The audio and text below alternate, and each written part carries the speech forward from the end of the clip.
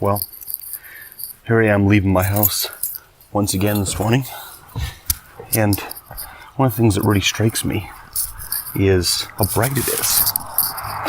It's a beautiful, sunny morning. That's a big change.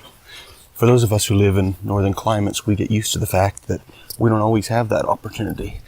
For months and months, I would get up, get on the bus in the dark, come home on the bus in the dark.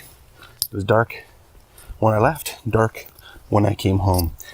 But over the last few weeks, the sun has really been shining, and now we're finding that you get up in the morning and you get up to light. It makes a total difference. It makes you feel better. It makes you feel that some get up and go. Even getting out of bed in the morning when the sun breaks in through the blinds and begins to shine into the bedroom makes you wake up. This reminds me of the fact that this is a very special year. It's the 500th anniversary of Martin Luther's nailing the 95 Theses to the door of Wittenberg Cathedral.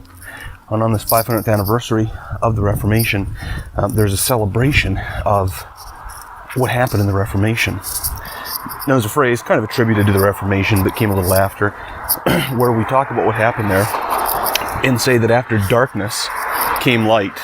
It's actually originally in Latin, post tenebris lux, after darkness, light.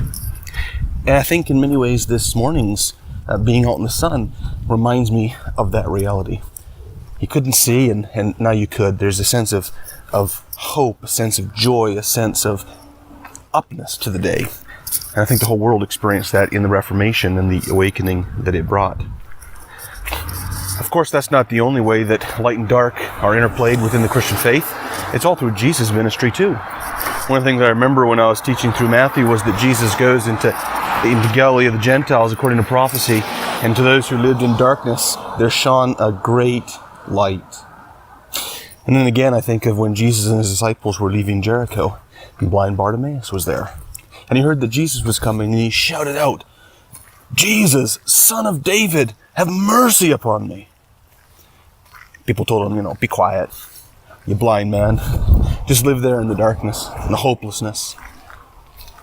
But then Jesus said, "Who is that?" And they said, "It's the blind guy." He said, "Bring him to me." And they said, "The Master's calling you." And Bartimaeus got up and he ran to see Jesus. And Jesus said to him, "What is it that you want?" And Bartimaeus said, "I want to see." And Jesus looked at him and he said to him, "Your faith has saved you. Go and see."